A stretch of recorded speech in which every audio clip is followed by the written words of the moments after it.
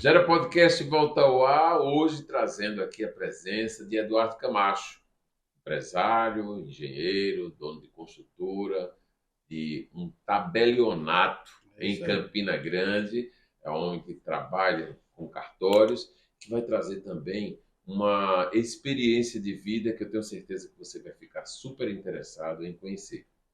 Boa tarde, boa noite, bom dia. A gente sempre fala assim, porque não sabe a hora que as pessoas vão assistir esse trabalho da gente, viu, Eduardo?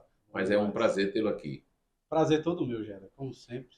Prazer estar com você, estar com amigos, sempre é bom. É bom, né? E é bom um papo, né? E aí, nessa história do papo, Eduardo, eu quero começar com você logo, nessa definição. É engenheiro, construtor, é homem de tabelião, tabelionato, Campina Grande, como é que é isso?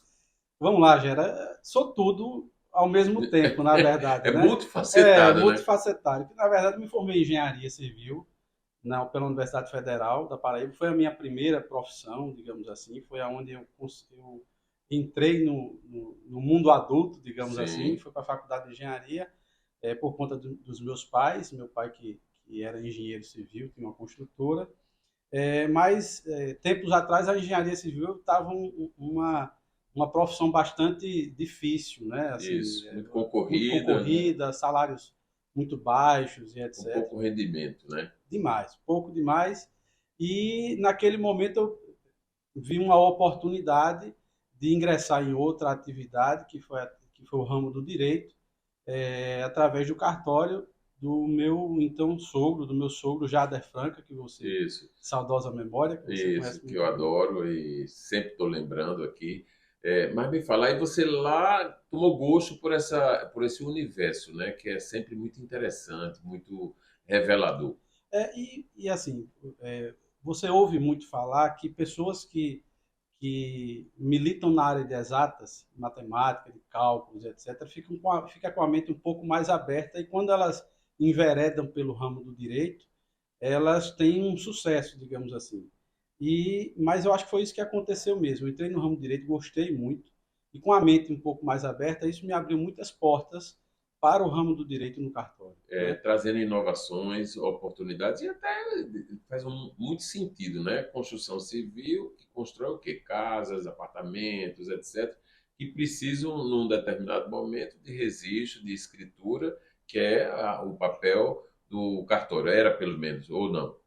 E ainda é. Sempre foi, a gente deu uma alavancada, digamos assim, no negócio, né? Que não deixa de ser um negócio, né? Um Isso. negócio de família. Então eu entrei lá no cartório como substituto e a gente colocou mais essa vibe empreendedora, digamos assim, né? Para entender o cartório como um negócio que prestasse um bom serviço, né? E que fizesse um sentido. Porque, veja, se eu não tenho razão, Gera, cartório é um negócio que ninguém quer ir, a pessoa vai obrigado Isso. para Que vai gastar, né? gastar, para pagar caro, para fazer um negócio Papel. que você não queria fazer, que na cabeça da pessoa é um pedaço de papel. Isso. Então, dar sentido a isso, por que é que você vai pagar um serviço que você não gosta, não quer e que a lei lhe obriga? Então, Isso. você precisa identificar por que é que a pessoa vai ficar satisfeita com aquilo. Então, o mínimo que você pode fazer é prestar um bom serviço. Então,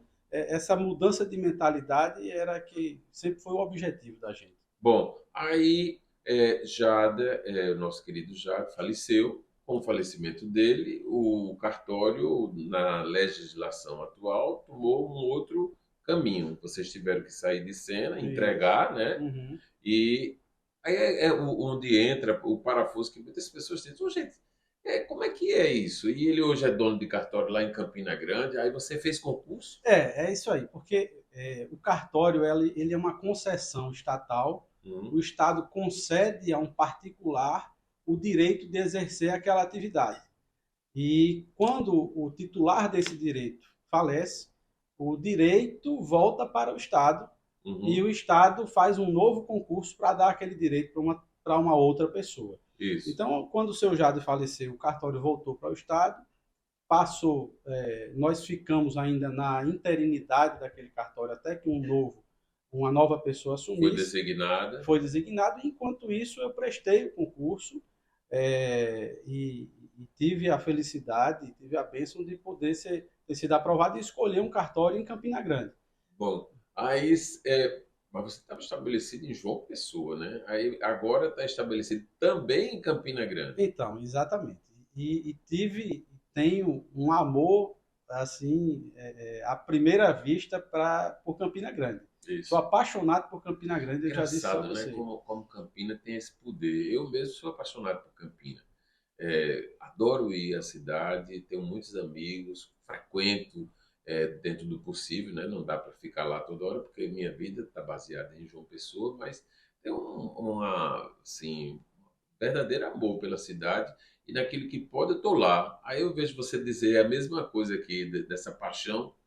E assim, eu escolhi Campina por, lógico, conveniência, porque era mais perto de João Pessoa, porque minha vida toda foi estabelecida aqui Uhum. e seria muito difícil eu mudar tudo com os meninos, com Mariana e tudo para Campina de uma vez. Então, a vida continua aqui com os meninos e eu vou para Campina direto. Isso. Eu tenho imóvel lá, A de sua moradia casa. também em Campina Grande, mas tão perto, para mim virou um bairro já. Então, A estrada é boa, né, Eduardo? é Isso ajuda. excelente. Então, eu estou sediado em Campina Grande, minhas coisas, minha atividade principal é Campina Grande, mas também tenho algumas atividades em João Pessoa Que é que a a gente construtora. que consegue andar sozinha, digamos assim, e precisa só de um gerenciamento um A de vida outro. ficou mais preenchida. Você tem que estar lá e tem que estar cá, porque os negócios daqui continuam andando. É, teve que dividir, teve que delegar poderes. Isso. Assim, eu acho que é a maior qualidade de um bom gestor. Isso, eu ia perguntar, é difícil delegar poderes? Já foi mais, já foi muito mais difícil, porque a ideia do mau gestor, Hum. hoje eu acho que é o mau gestor, é de achar que deveriam ter mais pessoas como ele. Assim, se tivesse dois de mim, estava Tá resolvido, resolvido, né? né? Então eu acho que isso é uma grande falha, porque se tivesse dois de você, iam ser dois cabeça dura tentando fazer a mesma coisa, então não Um ia dar brigando com o certo, outro, um né? brigando com o outro. Então, bom é a diferença, né? A diferença é que faz com que a gente aprenda, e eu tenho aprendido muito com essa arte de delegar as coisas. Não é fácil, porque você quer, às vezes, tudo do seu jeito, e às vezes nem sempre o seu jeito é o melhor. É o caminho. Olha só, Eduardo, aí eu fico percebendo aqui, você teve que se dividir, né? Literalmente. Ir para Campina, lá é um foco, aqui é outro. E a construção civil, nesses últimos tempos, deu uma levantada enorme, né? A gente vê que João Pessoa, por exemplo, anda num momento assim muito especial, um crescimento nessa área, notadamente, muito forte. Isso fez e faz com que você tenha que dar uma atenção especial para aqui. Se dividir é o grande problema, né? Na verdade, é o seguinte, a gente. Mesmo contrapondo a história do bom gestor aí, né? Não, lógico, Mas é porque puxa muito pela pessoa. mas assim, o foco da gente na empresa, o nosso foco, como eu te falei, eu estava no cartório e na iminência de ter que partir para uma outra profissão que não seria de cartório, caso eu Isso, não passasse no no concurso. concurso. Então, ou eu tinha que já ir me preparando, ou ia fazer tudo repentinamente. Entendi. Então, essa preparação da construtora também foi por conta disso. E, graças a Deus, deu tão certo a construtora e também deu certo a minha aprovação no concurso, eu não podia desfazer nenhuma coisa nem outra. Muito bem. E na construtora a gente enveredou pela área de loteamentos. Então, nós temos loteamentos em 9 cidades do estado e com acho que quase 3 mil clientes já. Então, é uma coisa que tomou um corpo grande, mas que a gente imaginou uma forma de como é que a gente pode gerir isso, não, digamos assim, não tomando tanto tempo. É porque eu acho que na cabeça de muitas pessoas, o fato de cartório, quando a gente pensa cartório, aí pensa logo aqueles livrões, aqueles Ainda documentos, tem, muito viu? papel, tem Ainda tem o muita coisa. livrão ainda. Mas hoje você está num momento de passagem aí, né? Tecnologia, enfim, tá tudo dentro da Isso, máquina, né? isso. Então, aí, as duas coisas. Na construtora, a chave é, na minha opinião, terceirização, Sim, ou seja, os nossos serviços são todos terceirizados. E aí eu digo que isso é uma divisão de riquezas. Então, sim. aquilo que eu teria como lucro, se eu fizesse tudo na minha empresa, eu deixo de ter Para espalhar, para né? outras pessoas que têm Isso. seus negócios. Então, a nossa gestão financeira, boletos, clientes, é com uma pessoa que ganha um valor. A nossa parte jurídica é outra pessoa que ganha um valor. A nossa parte de engenharia também é terceirizada. Então, isso tudo é dividir algo que podia ser a gente que podia fazer, ia dar muito mais trabalho, mas ia ganhar mais. Mas a gente opta por ganhar menos, Sim. mas dividir essas riquezas. E no cartório com a tecnologia, como você falou, foi importantíssimo, porque hoje você consegue fazer tudo que você quiser com o seu celular. Ou seja, procuração, se você quiser fazer, um reconhecimento de firma, uma escritura, tudo que você quiser fazer hoje você faz com o seu celular sem sair de casa. Então a figura física do cartório, do tabelião, com um livro grande, isso está ficando Isso está ficando no passado mesmo, no obsoleto e é museu, para né? ficar É, mesmo, e tem que ficar mesmo. Então, agora o cuidado que tem que se tomar é de você conseguir fazer com que isso tenha valor para as pessoas. Ou seja, porque quanto mais fácil o serviço fica, mais barato ele tem que ficar, mais isso. prático, e esse é o cuidado que a No gente raciocínio precisa que todo ter. mundo faz, se é tão prático, se é tão rápido, não tem por que se custar tanto, né? Em Mas eu termos financeiros. concordo com isso, eu ainda concordo com isso. A gente esbarra aqui numa questão legal, porque todos os emolumentos, digamos, o valor que se paga para cartório, isso é tudo estabelecido por lei. Isso. Então ainda tem essa questão legal que precisa Ainda é o se lugar mais caro ajustar. do país para se fazer Um dos, registros. um dos mais, Um um dos das mais. custas mais elevadas do país é A que aqui. se deve isso, você sabe? Teria como definir aqui, Não tem algum assim, uma razão maior. uma razão Só fática, não tem, é a questão do tempo mesmo, os acréscimos que foram tendo ao longo do colocados e tempo. que, de repente, ficou obsoleto. E hoje prescindir disso, ou seja, o Poder Judiciário, que é quem monitora isso aí, Isso. parar para poder tirar o que ele vive em busca de, É difícil. é É difícil, né? difícil. E agora, eu lhe digo, Gera, que eu não estou dizendo que as custas são baratas e que a Sim, pessoa paga isso com alegria. Mas a gente precisa encontrar o valor desses serviços em algumas coisas que, por exemplo, você precisa ter num determinado tempo. E eu vou contar uma historinha aqui que aconteceu comigo há algum tempo no cartório, enquanto eu ainda era substituto lá do cartório Carlos Neves, do saudoso Jader Franco. bom, você vai contar, mas depois do intervalo, porque a gente vai uma pausazinha aqui para dar uma geral na mesa e volta já já.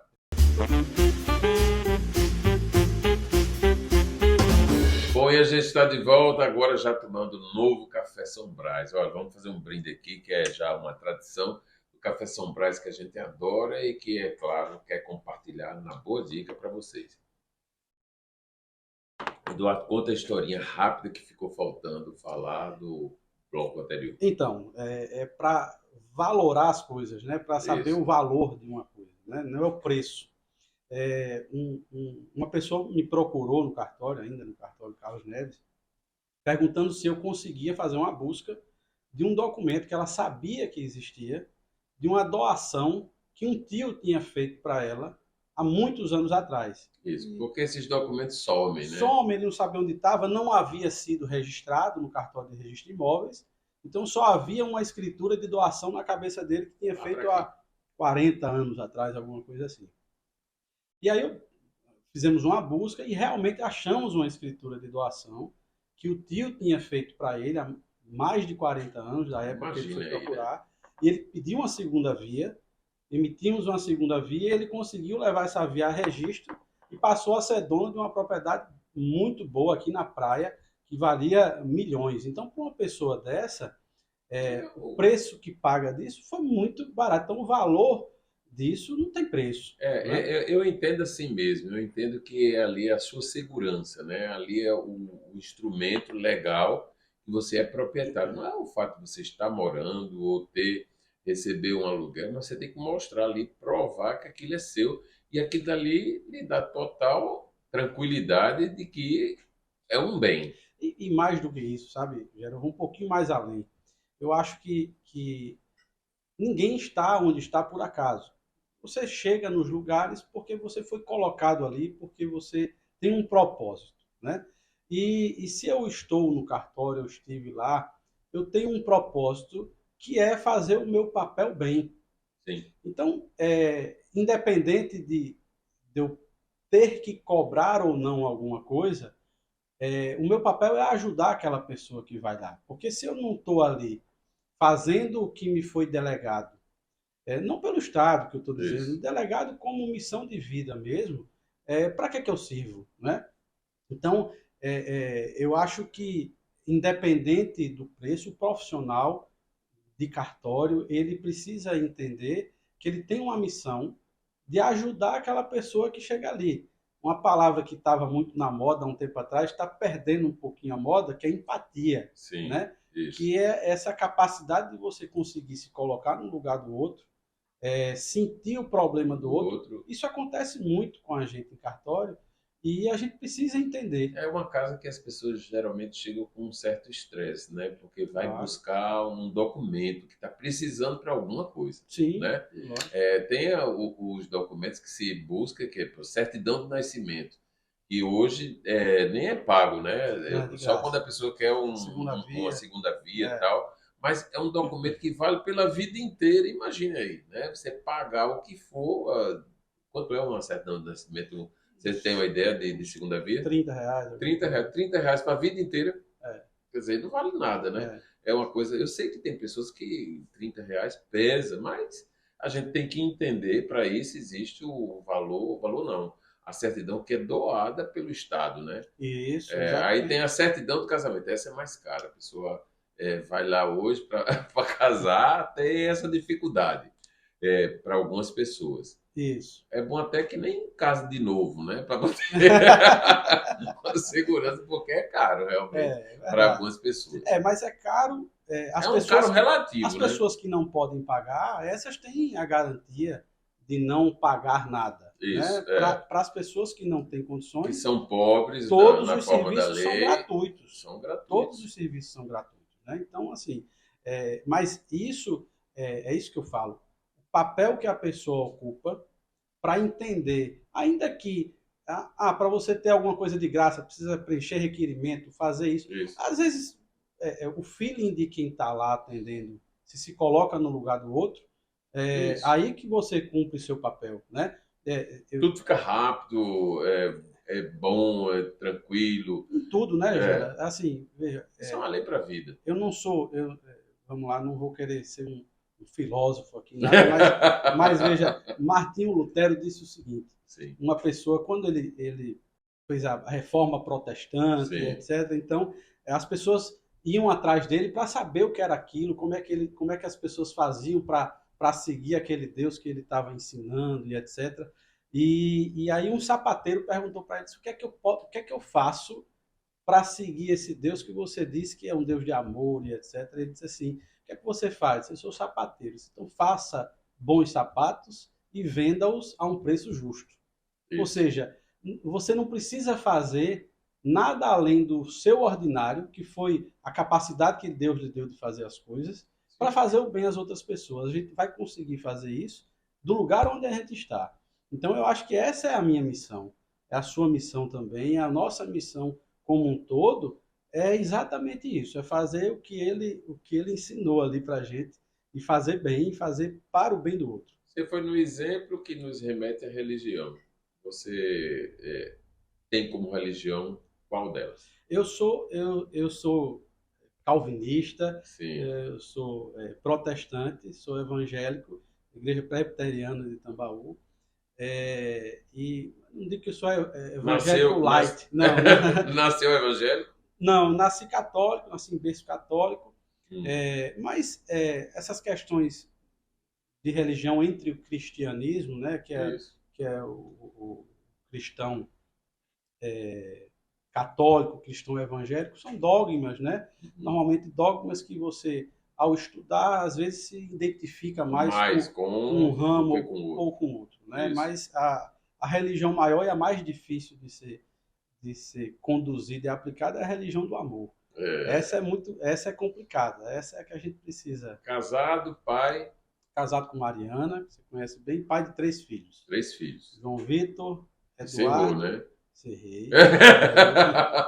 João Vitor com 18, Eduardo com 12 tá tudo grande, e Arthur né? com 8. Tem o 8 aí que está a caminho. Muito bom, né? 3 homens. 3 homens. Muito bem.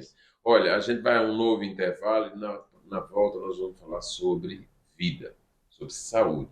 Você não pode perder o depoimento de Eduardo Camacho, que tem uma experiência vivida, que eu tenho conhecimento, mas quero compartilhar junto com ele. Para você, é sempre importante, porque é a partir da vida que a gente constrói histórias. E aí, quero você aqui para acompanhar com a gente.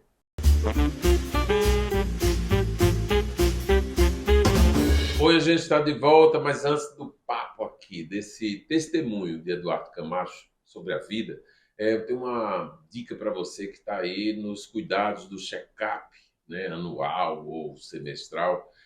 Dá uma passadinha na Nova Diagnóstica. A Nova Diagnóstica é uma das clínicas mais preparadas para a imagem do seu corpo, para traduzir aquilo que você está vivendo na saúde, seja para dar a boa notícia de que está tudo certo, mas também para dar a notícia que você precisa se cuidar. A Nova Diagnóstico funciona na Avenida Epitácio Pessoa, é uma tranquilidade. Eu mais que recomendo e deixo aqui imagens desse destino que você pode tomar para cuidar bem da vida. Bom, e agora a gente vai conversar com o Eduardo Camacho para contar o que foi realmente que você teve no momento da pandemia, Covid-19, campeando pelo mundo. Todo mundo, toda hora chegava, fulano está com Covid, Beltrano está com Covid. Mas parece que você foi algo a mais. Me conta como foi essa história. Vamos lá. Em maio de 2021, eu, no auge da carreira, da correria que a gente já conversou aqui, tinha acabado de assumir em Campina Grande o cartório, assumi dia 20 de abril, e no dia 17 de maio de 2021, eu comecei a sentir uns formigamentos pelo corpo, principalmente na parte da minha perna. Você já tinha tido Covid? Já tinha. Tinha tido 2 vezes Covid, né? Sim. E senti um formigamento, algo que chamou a atenção, mas imaginei que fosse algo, uma cãibra, alguma coisa assim. E aquilo foi se intensificando um pouco mais. E no outro dia aquilo virou uma certa fraqueza nas minhas pernas. Você não conseguia levantar. E eu consegui, andando com muita dificuldade, eu disse para a Mariana, vamos procurar um médico. A gente tentou aqui em João Pessoa um atendimento, mas a gente viu que o atendimento ia ficar um pouco mais devagar do que a gente estava esperando. E a gente conhece nosso corpo. Então, quando eu vi que a coisa não era tão simples assim, a gente decidiu ir para São Paulo. E nessa viagem para São Paulo, do primeiro dia do que eu estava sentindo para chegar em São Paulo, foram 2 dias. E aí eu fui, já estava sem andar, já fiquei sem andar, perdi totalmente a força das minhas pernas. E em São Paulo fui para o Hospital Sírio-Libanês e fui diagnosticado com uma síndrome chamada Síndrome de Guillain-Barré. E essa síndrome é uma doença autoimune que faz com que você perca todos os movimentos do seu corpo. Mas você estava são. Ela foi desencadeada pelo quê e por quê? Então, foi dado esse diagnóstico? Foi dado o diagnóstico, foi por conta da vacina do Covid.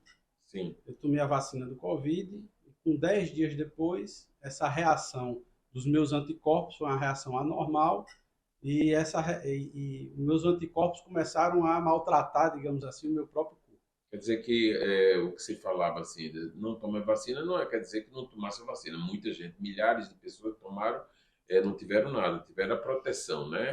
De diminuir a intensidade da doença e tal. Mas num caso específico seu, e certamente de outras pessoas, teve reação. É uma reação adversa que é rara, né? Na verdade, algumas pessoas tiveram, não muitas pessoas assim. Eu fui, digamos assim, um premiado. E depois você vai entender porque eu estou dizendo que eu fui um premiado de ter isso.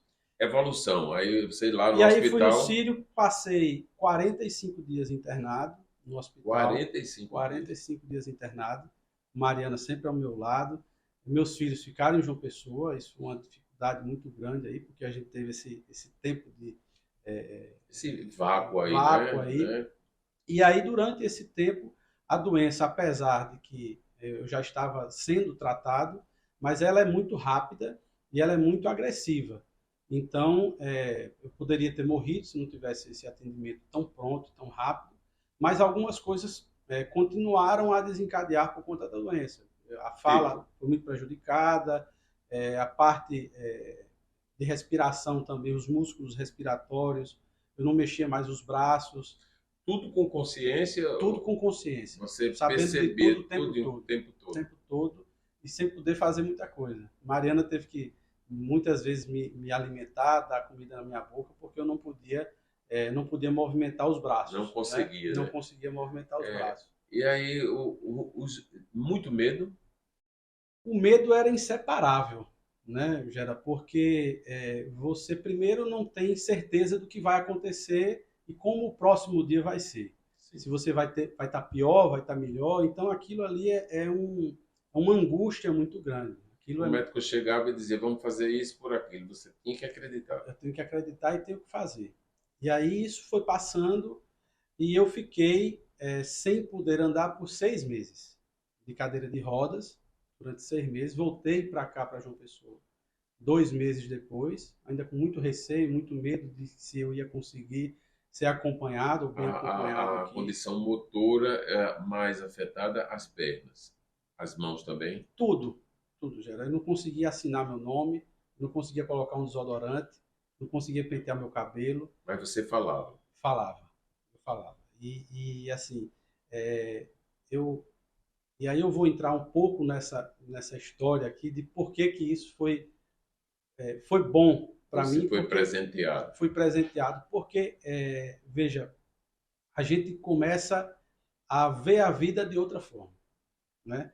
Eu digo a todo mundo que eu sou uma outra pessoa depois do que eu vivi. Não porque eu era ruim, não porque eu sempre fui uma pessoa que me julguei sempre como uma pessoa bacana, correta e etc. Mas eu sou uma outra pessoa porque eu comecei a dar mais valor ao que é para dar valor.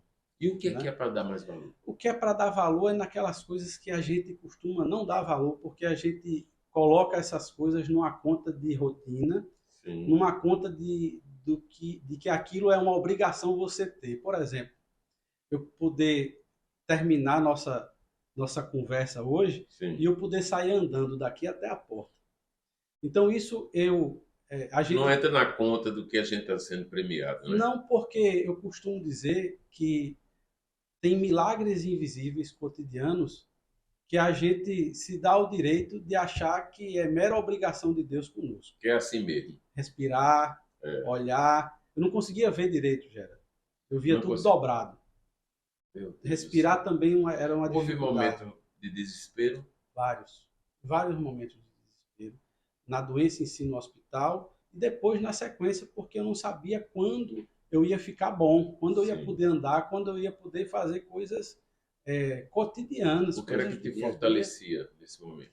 Então, vamos lá, Gera, e eu lhe digo que essas coisas são importantes para você conseguir enxergar que a sua vida tem um propósito, né? Durante essa caminhada e essa história eu faço questão de contar, porque a gente costuma atribuir a nossa segurança às coisas que a gente faz, às coisas que a gente conquista e ao alicerce que a gente, como homem, consegue construir, digamos, na nossa vida, né? Então, eu precisava tomar um medicamento que se chama imunoglobulina. E esse medicamento, na época da pandemia, ele estava em falta porque ele é um derivado de sangue e que ninguém estava doando sangue, etc. E não existia esse medicamento. Eu já estava em João Pessoa e comecei a ter pioras no meu quadro. Sim, você superou lá, quer dizer, pôde voltar, mas aquilo não quer dizer que estava melhorando. O tratamento continuava. Isso. Então eu precisava tomar esse medicamento. E esse medicamento é um medicamento caríssimo, né? No meu caso, ele varia pelo peso e etc., alguns fatores. Sim. E esse medicamento, no meu caso, era R$100 mil por dose que eu tinha que tomar. Quantas doses você teve que tomar? Eu tomei mais de 20. Foi mesmo? Mais de 20 doses. Então, esse medicamento, eu vim para cá, tinha que tomar, a médica me prescreveu, e eu tinha que tomar 29 frascos desse remédio. Você vai entender por que eu estou dizendo 29 frascos desse remédio. Sim. E aí, eu não tinha o remédio em lugar nenhum. Caro e não tinha. Então, por mais dinheiro que a pessoa tivesse, você não Bem conseguiria. dentro da lógica, não não conseguiria adianta tomar. ter dinheiro, porque quando Deus não quer, E aí, a coisa acontece. você tem conhecimento, você sabe, você pode conhecer um dono de hospital Isso, e pedir dono de favores, laboratório. e laboratórios, e etc. E isso tudo eu tenho conhecimento, sou nascido e criado aqui, conhece todo mundo, Isso. etc. E mobilizando Deus e o mundo para que a gente pudesse fazer isso e nada de conseguir um medicamento, porque simplesmente o medicamento não existia. E aí, a gente, passando por esse processo, eu já estava voltando a perder minhas forças, que eu tinha adquirido até de mexer o braço, já estava com mais dificuldade, ainda sem andar, mas eu via que eu estava realmente declinando Isso. daquela melhora que eu estava tendo. Estava retroagindo. E aí a gente, muito angustiado, falou com nossa médica, a doutora Isabela, que é minha médica aqui de João Pessoa, a Bela Mota. Ela conversando aperreada, não, vou ver se eu consigo alguma coisa disso, não sei o quê. E ela desligou o telefone, muito angustiada, lá no HU, ela atende por lá. E eu esperando no hospital, isso eu estava internado no hospital, viu? Sim, Era aqui. esperando o remédio, exatamente, aqui em João Pessoa. E aí, uma paciente dela, uma moça de seus 20 anos, ela disse, doutor, o que é que a senhora tem, que a senhora está tão angustiada? Ela explicou a história, só tem um paciente meu que está assim, estava bem, mas está piorando e tal. Aí eu disse, ele está precisando de quê? Não, está precisando de 29 frascos de imunoglobulina. Ela disse, doutor, esse remédio não é aquele que eu tenho, que fica guardado aqui no HU? Aí ela disse, exatamente. Aí ela disse, eu acho que eu tenho esse remédio, mas eu só tenho 15. Aí ela disse, você pode vender para ele, etc. Eu disse, não, claro, eu já estou em remissão da minha doença, não vou precisar mais, eu posso fazer isso. E deixe só meu pai chegar, que eu vou perguntar para ele, etc. Aí a doutora Isabela ligou para a Mariana e disse, olha, Mariana, graças a Deus conseguimos 15, já é alguma coisa, ainda faltam os 14. Porque vai ganhando tempo, né? Ainda faltam os 14, Isso era, qual era uma semana. De um para outro. A aplicação é durante uma semana. Sim. Tá? Eu fazia uma vez por mês. Os 29 eram administrados em 5 dias. Sim. Né? E aí ela disse, deixa meu pai chegar, que eu vou só confirmar com eles, tem que assinar alguma coisa aqui, etc. E aí ela ligou para a gente, avisou, disse, graças a Deus, doutora, vamos tentar aqui outras coisas.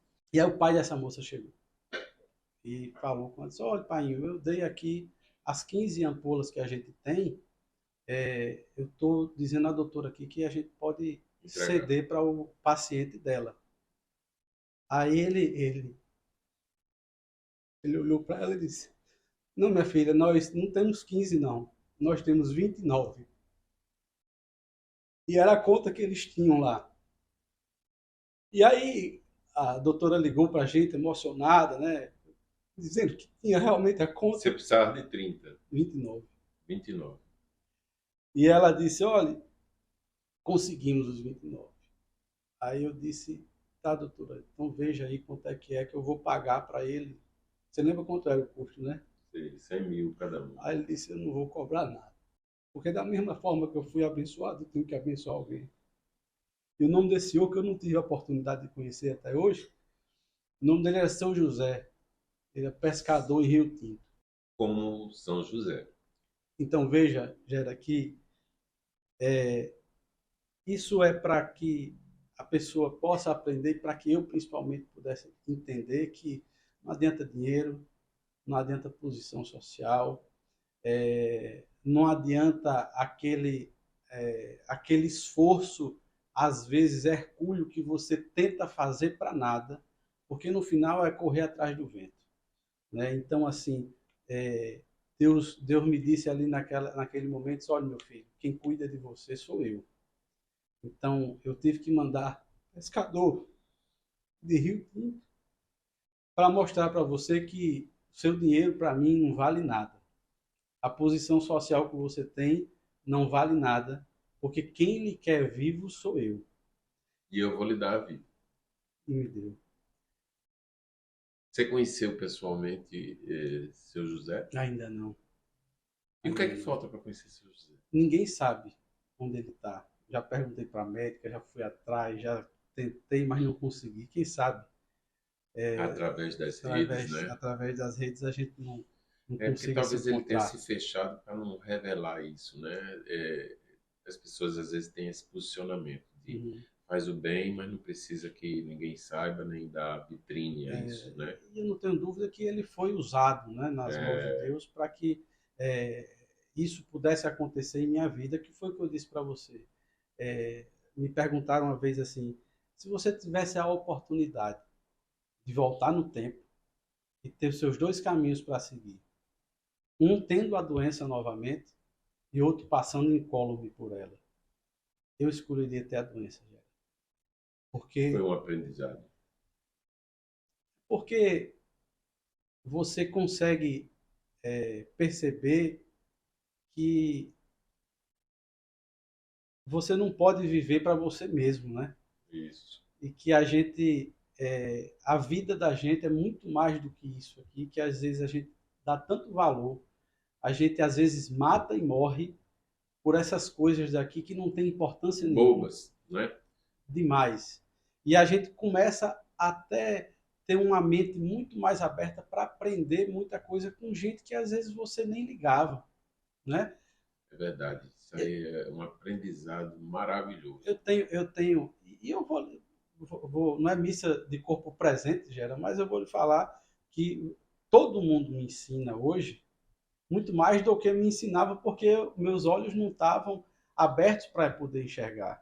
Eu, quando vejo o seu exemplo com Patrícia, por exemplo, de cultivar as amizades, de ligar quando é para ligar, de chamar para conversar, porque lembrou da pessoa. Então, isso me chamou muita atenção e eu consigo aprender isso. E hoje, quando eu lembro de alguém, eu lembro de um amigo que eu não vejo há muito tempo, eu ligo na mesma hora. Meu irmão, estou com saudade, me deu saudade de você, vamos se ver. Não é mais aquele papo de dizer assim, vamos se ver, vamos marcar qualquer dia desse. Tem não, a gente marca dia, hora e eu vou estar lá. É aquele estilo carioca de ser, né? A pessoa diz assim, vamos se encontrar, vai lá em casa, não diz o endereço, nada, e não encontra nunca mais. Nunca mais. Não encontra nunca mais. Realmente, hoje, eu já tenho isso como meta. Eu lembro, eu faço. É isso mesmo. Porque senão fica... se esvai, né? É pueril. Essa coisa de você ter a iniciativa, a lembrança, mas não ter a iniciativa. E a iniciativa é muito importante. É isso mesmo. Muito bom conversar com você, essa experiência de vida. A gente tinha que propagar para o mundo, né? Cheguei assim, vou conversar o quê com o Eduardo? Vou falar sobre a trajetória dele profissional, que é de sucesso. É uma coisa muito forte que a gente tem que estimular. Mas a experiência de vida é mais importante ainda. Verdade. Parabéns. Eu que agradeço. Muito obrigado. Muito obrigado. Então, e a gente vai ficando por aqui, você fica aí sintonizado, vai dar uma checada se está seguindo Gerardo Rabelo, arroba Gerardo Rabelo SB, o Rabelo com 2 L's, e aí a gente vai ficar juntos no Instagram. Você tem Instagram, Camacho? Não sou muito adepto, não, mas tem Cartório Camacho.